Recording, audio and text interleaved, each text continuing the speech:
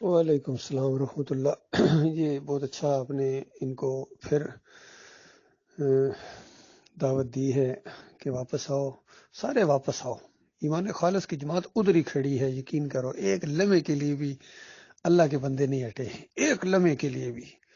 بالکل اسی ایمان عقیدے کے اوپر، جس بنیاد کے اوپر یہ دعوت اٹھی تھی، اس دور کے اندر ڈاکٹر مسعود الدین عثمانی رحمۃ اللہ علیہ کے ذریعے ہمارا چیلنج بھی ہے اور ہماری درخواست بھی ہے، جو سمجھو بتاؤ ہم کہاں ہٹے ہیں۔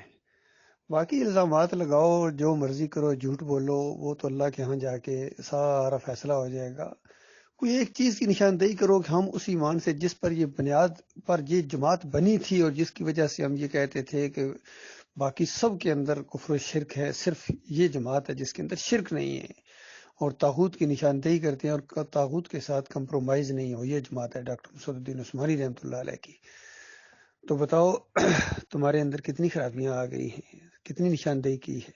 سجدہ تعظیمی تمہارے اندر آ گیا، انسان کو سجدہ کر سکتا ہے، تمہارے اندر آ گیا۔ کہتے ہیں کبھی عیسیٰ علیہ السلام کو اپنی صفت اللہ نے دے دی موجانہ طور پر۔ بتاؤ کون کون سی یعنی اللہ کی کتاب کی انداز کو انکار کرو گے؟ کہاں کہاں اس کا دفاع کرو گے؟ ان تاغوتوں کا دفاع کہاں کہاں کرو گے؟ اور دنیا کی زندگی میں تو تم نے کر لیا، کل قیامت کے دن ان کا دفاع کون کرے گا؟ لہٰذا اپنے اپنے امیروں کو چھوڑو، یہی اسی طرح فرقہ بنتا ہے۔ کل پرسوں میں نے ڈاکٹر عثمانی رحمۃ اللہ علیہ کی کیسٹ اپلوڈ کی ہے، بڑا زبردست بات انہوں نے بتایا۔ انہوں نے کہا کہ دیکھو، اللہ اور اللہ کے رسول کی بات مانو، کبھی فرقہ نہیں بنے گا، سوال ہی پیدا نہیں ہوتا۔ اور جب بھی جیسے تم اللہ اور اللہ کے رسول کی بات کے مقابلے میں کسی کی بات مانو گے، اسی وقت فرقہ بنے گا۔ بالکل ان سب نے اسی طریقے سے کیا ہے، یقین کی ہر ایک اپنی ڈگڈگی بجا رہا ہے۔ اور جب محمد حنیف نے اپنی چلائی ہے اور قرآن اور حدیث سے ہٹ کر اپنا ایک فہم اس نے سامنے لایا ہے، تو اس وقت یہ فرقہ بن گیا ہے۔ تو لہٰذا قرآن کی طرف آؤ، اللہ کے بندو، جو قرآن میں جس طرح لکھا ہوا ہے بس اسی طرح مان لو۔ کہ جس طرح یوسف علیہ السلام نے جب خواب دیکھا، انہوں نے خواب دیکھا ہے، وہ بچے تھے، اور ان کے والد صاحب کو انہوں نے سنایا کہ جو وقت کے نبی اور بڑے جلیل القدر نبی ہیں، انبیاء میں بھی درجات ہیں، یاد رکھیے۔ اور یہ جو خاندان ہے، اس کو اللہ تعالیٰ نے بہت بڑی عزت دی ہے۔ ابراہیم علیہ السلام، اسحاق علیہ السلام، اسماعیل علیہ السلام، یعقوب علیہ السلام، اور پھر یوسف علیہ السلام، بڑی عزت دی ہے اللہ تعالیٰ نے اس خاندان کو، بہت ہی بلند مرتبے عطا فرمائے ہیں، علم سے نوازا اللہ تعالیٰ نے۔ تو وہ یعقوب علیہ السلام اس کی تعبیر بتا رہے ہیں پوری طرح کہ یہ بشارت ہے، خوش ہو گئے باپ بیٹا اس بشارت کے اوپر، اور بالکل حرف بحرف وہ بشارت سچی ثابت ہوئی ہے۔ کیوں نہ ہوتی؟ اللہ کا وعدہ تو سچا ہوتا ہے۔ تو جب اللہ کی بات سچی ثابت ہوتی ہے تو اس وقت انبیاء فوراً سجدے میں گر جاتے ہیں، دونوں نبی اللہ کے سامنے سجدے میں گر گئے ہیں۔